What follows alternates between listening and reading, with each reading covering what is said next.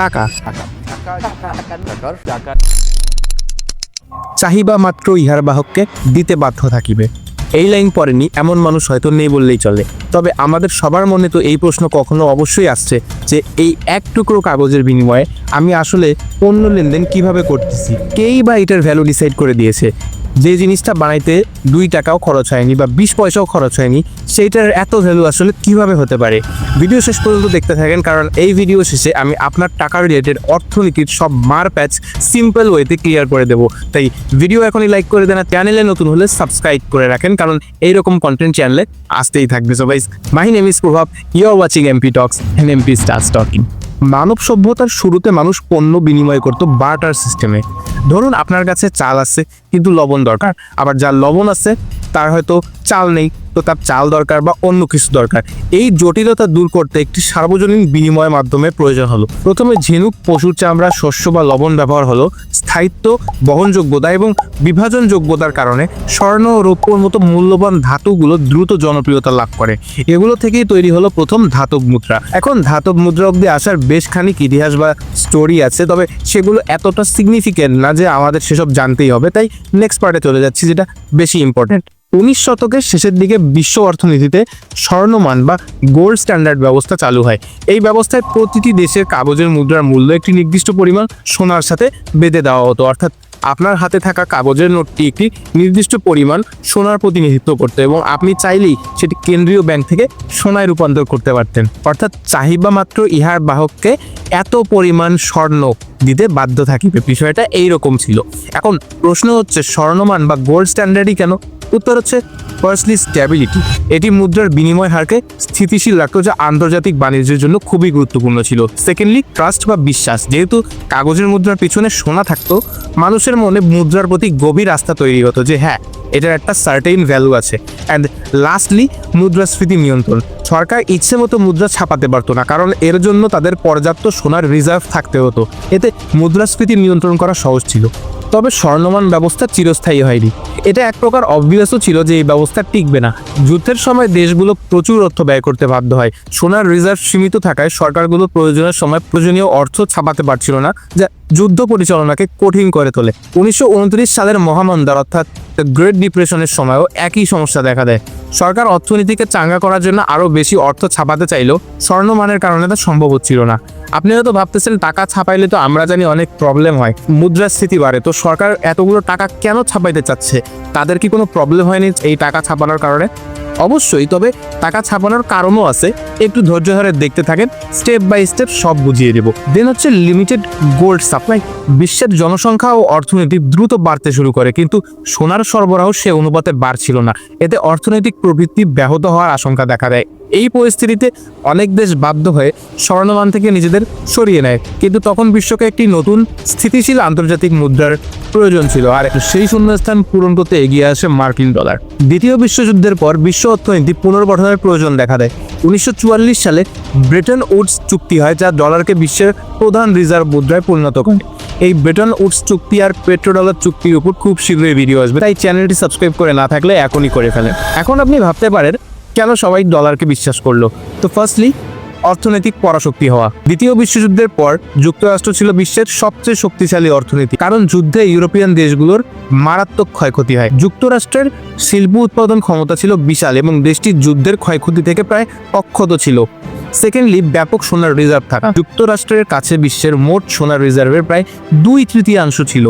Bretton Woods চুক্তিতে 1 ounce সোনা is equal to 35 মার্কিন ডলার নির্ধারণ করা হয়, যা ডলারকে সোনার সাথে সরাসরি যুক্ত করে দেয়। থার্ডলি রাজনৈতিক ও সামরিক স্থিতিশীলতা। বিশ্বযুদ্ধের পর যুক্তরাষ্ট্র একটি স্থিতিশীল রাজনৈতিক ও সামরিক শক্তি হিসেবে আবির্ভূত হয়, যা ডলারের প্রতি আন্তর্জাতিক আস্থা বাড়িয়ে তোলে। এছাড়া মুক্ত বাণিজ্য ও বিনিয়োগেরও একটা গুরুত্বপূর্ণ ভূমিকা এখানে আছে। যুক্তরাষ্ট্র মুক্ত বাণিজ্য এবং বিদেশি বিনিয়োগকে উৎসাহিত করে, যা ডলারের ব্যবহারকে আরও বাড়িয়ে তোলে। সো আপনি কাউকে আপনার দেশে ফ্রি ট্রেড করতে দিলেন আর শর্ত দিলেন ট্রেড তাকে আপনার কারেন্সিতেই করতে হবে, তাহলে আপনার কারেন্সির ইউজ বাড়বে, অ্যান্ড ইউজ বাড়লে সেটার ভ্যালুও বাড়বে। তাহলে প্রশ্ন হচ্ছে, ডলারও তাহলে কেন স্বর্ণ থেকে সরে গেল? বিশ্বব্যাপী ডলারের আধিপত্য থাকলে 1971 সালে তৎকালীন মার্কিন প্রেসিডেন্ট রিচার্ড নিক্সন একটি ঐতিহাসিক ঘোষণা দেন, ডলার আর সোনার সাথে সরাসরি বিনিময়যোগ্য থাকবে না। অর্থাৎ ডলারকে গোল্ড স্ট্যান্ডার্ড থেকে তিনি সরিয়ে নেন। কেন এই সিদ্ধান্ত? ফার্স্টলি, ভিয়েতনাম যুদ্ধ ও ব্যয় বৃদ্ধি। ভিয়েতনাম যুদ্ধে যুক্তরাষ্ট্রের বিশাল সামরিক ব্যয় দেশের বাজেট ঘাটতি বাড়িয়ে দেয়। এর ফলে যুক্তরাষ্ট্রকে প্রচুর পরিমাণ ডলার ছাপাতে হয়, যা তার সোনার রিজার্ভের সাথে সঙ্গতিপূর্ণ ছিল না। ধৈর্য ধরেন, আসতেছে এই বিষয়টায়। সেকেন্ডলি, ব্যাপক ডলার সরবরাহ। আন্তর্জাতিক বাজারে এত বেশি ডলার ছড়িয়ে পড়েছিল যে অন্যান্য দেশগুলো তাদের কাছে থাকা ডলার দিয়ে সোনা ফেরত নিতে শুরু করে, যা যুক্তরাষ্ট্রের সোনা রিজার্ভের উপর অসম্ভব রকমের চাপ সৃষ্টি করে। দেন বাণিজ্য ঘাটতি। 1960-এর দশকে যুক্তরাষ্ট্রের বাণিজ্য ঘাটতি বাড়তে শুরু করে, যা ডলারের দুর্বলতার ইঙ্গিত দিচ্ছিল। আর লাস্টলি, অর্থনৈতিক স্বাধীনতা। সোনায় বাধা থাকলে সরকার অর্থনীতিকে উদ্দীপিত করার জন্য ইচ্ছে মতো মুদ্রা ছাপাতে পারত না। স্বর্ণের বাঁধন তুলে দেওয়ার মাধ্যমে যুক্তরাষ্ট্র তার মুদ্রানীতিতে পূর্ণ স্বাধীনতা লাভ করে, যা তাদের প্রয়োজন অনুযায়ী অর্থনীতিকে নিয়ন্ত্রণ করার সুযোগ দেয়। এখন আপনার মনে সবার আগে যে কোয়েশ্চেনটা আসতেছে সেটা হলো, সোনার সাথে সম্পর্ক ছিন্ন হওয়ার পরও ডলার তার আধিপত্য অ্যাকচুয়ালি ধরে রাখছে কীভাবে? এর উত্তর হচ্ছে পেট্রো ডলার সিস্টেম। 1970-এর দশকে যুক্তরাষ্ট্র সৌদি আরবের সাথে একটি চুক্তি করে, যেখানে সিদ্ধান্ত নেওয়া হয় যে তেল শুধুমাত্র ডলারের বিনিময়ে কেনাবেচা হবে। যেহেতু বিশ্ব অর্থনীতি তেলের উপর নির্ভরশীল, তাই ডলারের চাহিদা অপরিহার্য হয়ে ওঠে। বেশি মাথা ঘামায়েন না আপাতত এটা নিয়ে। পেট্রো ডলার চুক্তি নিয়ে চ্যানেলের ডেডিকেটেড একটা ভিডিওই আসবে, সেগুলো দেখতে অবশ্যই চ্যানেলটা সাবস্ক্রাইব করে রাখেন। আপাতত পেট্রো ডলারের খুব একটা গভীরে আমি যাচ্ছি না, এটা সিগনিফিকেন্স অনেক জায়গায় নানানভাবে আছে, এটা নিয়ে ডেডিকেটেড একটা ভিডিও অবশ্যই বানানো যাবে। এই ভিডিওতে পেট্রো ডলারের খুব একটা ব্যাখ্যা আমাদের দরকার নেই, যতটুকু বললাম এতটুকুই যথেষ্ট। এছাড়া আরও কয়েকটা কারণ আছে, যেমন যুক্তরাষ্ট্র এখনো বিশ্বের বৃহত্তম এবং সবচেয়ে স্থিতিশীল অর্থনীতির একটি। যুক্তরাষ্ট্রের স্টক মার্কেট এবং বন্ড মার্কেট বিশ্বের বৃহত্তম এবং সবচেয়ে তরল, যা বিনিয়োগকারীদের ডলারের সম্পদ রাখতে উৎসাহিত করে। এছাড়া বিশ্বব্যাপী যুক্তরাষ্ট্রের রাজনৈতিক প্রভাব এবং সামরিক শক্তি ডলারকে একটি নিরাপদ আশ্রয়স্থল হিসেবে দেখতে সাহায্য করে। এখন আমরা সবাই জানি, বেশি টাকা ছাপানো মানেই মুদ্রাস্ফীতি বেড়ে যাওয়া। তাহলে বিভিন্ন দেশের সরকার কেন বারবার এই ঝুঁকি নিয়েছে, বিশেষ করে সংকটকালে? এর পেছনে দুটো প্রধান কারণ ছিল। প্রথমত, সংকটে অর্থনীতি চাঙ্গা করার চেষ্টা বা স্টিমুলেটিং দ্য ইকোনমি। যখন কোনো অর্থনীতি মন্দার বা রেসেশনের মধ্যে পড়ে বা বড় কোনো সংকটে, যেমন বিশ্বযুদ্ধ, মহামন্দা, কোভিড-19 এসবের মধ্যে পড়ে, তখন উৎপাদন কমে যায়, মানুষ চাকরি হারায় এবং জিনিসপত্রের চাহিদা কমে আসে। এই পরিস্থিতি থেকে উত্তরণের জন্য সরকার প্রায়শই বেশি টাকা ছাপিয়ে বাজারে সরবরাহ বাড়ায়। এর কিছু উদ্দেশ্য থাকে, যেমন প্রথমত খরচ বৃদ্ধি। মানুষের হাতে বেশি টাকা পৌঁছালে তারা খরচ করবে, যা জিনিসপত্রের চাহিদা বাড়াবে। দ্বিতীয়ত, বিনিয়োগ বৃদ্ধি। ব্যাংকগুলোতে টাকা সরবরাহ বাড়ালে সুদের হার কমে যায়, যা ব্যবসা প্রতিষ্ঠানগুলোকে ঋণ নিয়ে বিনিয়োগ করতে উৎসাহিত করে। আর তৃতীয়ত, কর্মসংস্থান সৃষ্টি। চাহিদা ও বিনিয়োগ বাড়লে নতুন কর্মসংস্থান সৃষ্টি হয়, যা বেকারত্ব কমাতে সাহায্য করে। যেমন 1929 সালের দ্য গ্রেট ডিপ্রেশনের সময় অথবা সাম্প্রতিক কোভিড-19 মহামারীর সময় অনেক দেশই অর্থনীতিকে চাঙ্গা করার জন্য এবং মানুষকে সহায়তা দিতে বিপুল পরিমাণ অর্থ বাজারে ছেড়েছিল। তৃতীয়ত যদি বলি, যুদ্ধকালীন ব্যয় মেটানো। যুদ্ধ পরিচালনার জন্য হিউজ অ্যামাউন্টের অর্থের প্রয়োজন হয়। যখন দেশের স্বাভাবিক রাজস্ব দিয়ে সেই ব্যয় মেটানো সম্ভব হয় না, তখন সরকার প্রায়শই নতুন করে টাকা ছাপানোর আশ্রয় নেয়। প্রথম বিশ্বযুদ্ধ এবং দ্বিতীয় বিশ্বযুদ্ধের সময় ইউরোপের অনেক দেশ, এমনকি যুক্তরাষ্ট্র, এই পদ্ধতি অবলম্বন করেছিল। এখন এতে কি তাদের কোনো ক্ষতি হয়নি? অবশ্যই হয়েছে। এই পদক্ষেপগুলোর সুদূর প্রসারী এবং প্রায়শই মারাত্মক নেতিবাচক পরিণতি হয়। প্রথমত, অতি মুদ্রাস্ফীতি বা হাইপার ইনফ্লেশন। অতিরিক্ত টাকা ছাপানোর সবচেয়ে বড় ক্ষতি হচ্ছে এই মুদ্রাস্ফীতি। যখন বাজারে টাকা বাড়ে কিন্তু সেই অনুপাতে জিনিসপত্রের উৎপাদন বাড়ে না, তখন প্রতিটি টাকার মূল্য আসলে কমে যায়, জিনিসপত্রের দাম হু করে বাড়তে থাকে। জার্মানির 1920-এর দশকের হাইপার ইনফ্লেশন, জিম্বাবুয়ে বা ভেনেজুয়েলার সাম্প্রতিক উদাহরণগুলোর প্রকৃষ্ট প্রমাণ, যেখানে মানুষ বস্তা ভরে টাকা নিয়ে যেত সামান্য রুটি কেনার জন্য। এরপর আপনি হয়তো ভাবতেছেন, আমি তো জানি সেন্ট্রাল ব্যাংকে এখনো গোল্ড রিজার্ভ রাখতে হয়, কিন্তু গোল্ড স্ট্যান্ডার্ড সিস্টেম তো আর নেই, তাহলে ব্যাংকগুলো কেন তাদের কাছে গোল্ড রাখে? এর প্রধান কারণগুলো হলো, প্রথমত, নিরাপদ আশ্রয়স্থল বা সেফ হ্যাভের অ্যাসেট। অর্থনৈতিক বা ভূ রাজনৈতিক সংকটের সময়, যেমন যুদ্ধ, মহামন্দা, বিশ্বব্যাপী মহামারী ইত্যাদি সময় স্বর্ণকে সবচেয়ে বেশি নিরাপদ বিনিয়োগ হিসেবে দেখা হয়। স্টক মার্কেট বা অন্যান্য মুদ্রার মূল্য যখন অস্থির থাকে, তখন বিনিয়োগকারীরা স্বর্ণের দিকে ঝোঁকে, কারণ এর মূল্য তুলনামূলকভাবে বেশ স্থিতিশীল থাকে। কেন্দ্রীয় ব্যাংকগুলো এই পরিস্থিতিতে তাদের অর্থনৈতিক স্থিতিশীলতা বজায় রাখার জন্য স্বর্ণ ব্যবহার করতে পারে। দ্বিতীয়ত, মুদ্রার বিশ্বাসযোগ্যতা। যদিও কাগজের মুদ্রা সোনার সাথে সরাসরি যুক্ত নয়, তবুও একটি দেশের কেন্দ্রীয় ব্যাংকে পর্যাপ্ত স্বর্ণ রিজার্ভ থাকা সেই দেশের মুদ্রার প্রতি আন্তর্জাতিক আস্থা এবং বিশ্বাসযোগ্যতা বাড়ায়। এটি এক ধরনের আর্থিক শক্তির প্রতীক বলতে পারেন। তৃতীয়ত, বৈচিত্র্যময় রিজার্ভ পোর্টফোলিও। কোনো দেশের কেন্দ্রীয় ব্যাংক শুধু ডলার বা ইউরোর মতো বিদেশি মুদ্রা রিজার্ভ রাখে না, তারা তাদের রিজার্ভকে বৈচিত্র্যময় করতে সোনা, বন্ড এবং অন্যান্য সম্পদও রাখে, যাতে কোনো একটি মুদ্রার মূল্য কমে গেলে তাদের সামগ্রিক রিজার্ভ যেন ক্ষতিগ্রস্ত না হয়। এরপর সংকটকালীন তারল্য বা লিকুইডিটি ইন ক্রাইসিসেরও একটা বিষয় এখানে আছে। চরম অর্থনৈতিক সংকটের সময় যখন বিদেশি মুদ্রার সহজলভ্যতা কমে যায়, তখন সোনা বিক্রি করে প্রয়োজনীয় বিদেশি মুদ্রা সংগ্রহ করা সম্ভব হয়। এরপর আপনার মাথায় হয়তো প্রশ্ন আসতেছে, এই যে কেন্দ্রীয় ব্যাংকগুলো আছে, তাহলে কোন ব্যাংকের কাছে কতখানি সোনা থাকবে এটা নির্ধারণ কে করে বা এটা নির্ধারণ মূলত কিভাবে হয়ে থাকে? আসলে সত্যি বলতে এটার কোনো নির্দিষ্ট আন্তর্জাতিক নিয়ম নাই যে কোন দেশের কাছে কত সোনা থাকতে হবে। এটি বেশ কয়েকটি জিনিসের উপর নির্ভর করতে পারে, যেমন ঐতিহাসিক প্রবণতা, অর্থাৎ ঐতিহাসিকভাবে যে দেশগুলো বেশি শক্তিশালী ছিল তাদের কাছে সাধারণত সোনা বেশিই থাকে। আবার দ্বিতীয়ত অর্থনৈতিক আকার, একটি দেশের অর্থনীতির আকার যত বড় হয় তাদের রিজার্ভও তত বেশি হয়। তৃতীয়ত আর্থিক নীতি, প্রতিটি কেন্দ্রীয় ব্যাংক তাদের নিজস্ব মুদ্রানীতি এবং অর্থনৈতিক স্থিতিশীলতার লক্ষ্য অনুযায়ী স্বর্ণ রিজার্ভের পরিমাণ নির্ধারণ করে থাকে। এছাড়া বাজার পরিস্থিতির দিকে যদি তাকাই, আন্তর্জাতিক বাজার এবং অর্থনৈতিক পূর্বাভাস অনুযায়ী কেন্দ্রীয় ব্যাংকগুলো মাঝে মাঝে স্বর্ণ কেনা বেচা করে তাদের রিজার্ভের পরিমাণ সমন্বয় করে। বিশ্বের সবচেয়ে বেশি স্বর্ণ রিজার্ভ আছে যুক্তরাষ্ট্রের কাছে, যা প্রায় ৮,১০০ টনের বেশি। এখন আপনার মাথায় আর একটা প্রশ্ন হয়তো ঘুরপাক খাচ্ছে, সেটা হচ্ছে অতিরিক্ত মুদ্রা ছাপানোর পরও আজকের অর্থনীতি কিভাবে টিকে আছে? এটা খুবই গুরুত্বপূর্ণ একটা প্রশ্ন। স্বর্ণের সাথে মুদ্রার সম্পর্ক ছিন্ন হওয়ার পর এবং দেশগুলো নিজেদের ইচ্ছা মতো টাকা ছাপানো শুরু করার পরও আজকের বিশ্ব অর্থনীতি টিকে আছে এবং বহুলাংশে স্থিতিশীল আছে। এর পেছনে বেশ কিছু কারণ রয়েছে। প্রথমত, কেন্দ্রীয় ব্যাংকের নিয়ন্ত্রণ ও মুদ্রানীতি। আজকের এই ফিয়াট মানি ব্যবস্থার মধ্যে মুদ্রার মূল্য নির্ভর করে সরকারের ঘোষণা এবং জনগণের আস্থার উপরে। এই আস্থা বজায় রাখার জন্য প্রধান দায়িত্ব দেওয়া হয় কেন্দ্রীয় ব্যাংকের উপরে।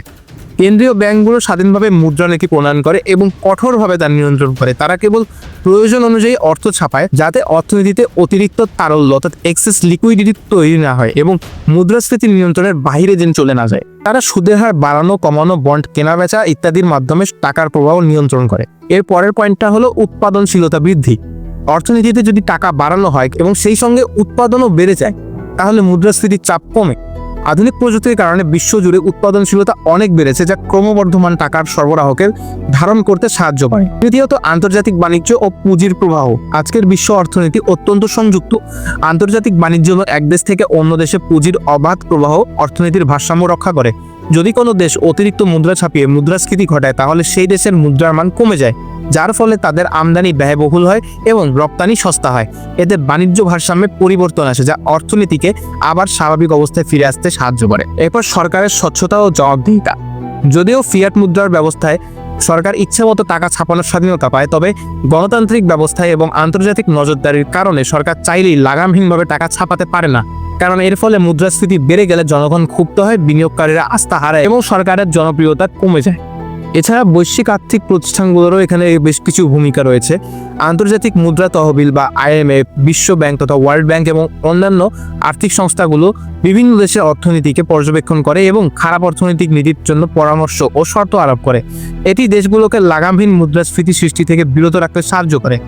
এরপর যদি আমরা কথা বলি অর্থনীতির সম্প্রসারণ নিয়ে, বিশ্বের সামগ্রিক অর্থনীতি এবং জিডিপি প্রতিনিয়ত বৃদ্ধি পাচ্ছে। এই বর্ধিত অর্থনীতির জন্য স্বাভাবিকভাবেই আরও বেশি অর্থের প্রয়োজন হয়। কেন্দ্রীয় ব্যাংকগুলো এই চাহিদার সাথে সামঞ্জস্য রেখে নতুন মুদ্রা তৈরি করে, যা মুদ্রাস্ফীতি সৃষ্টি না করে অর্থনৈতিক প্রবৃদ্ধি বজায় রাখতে সাহায্য করে।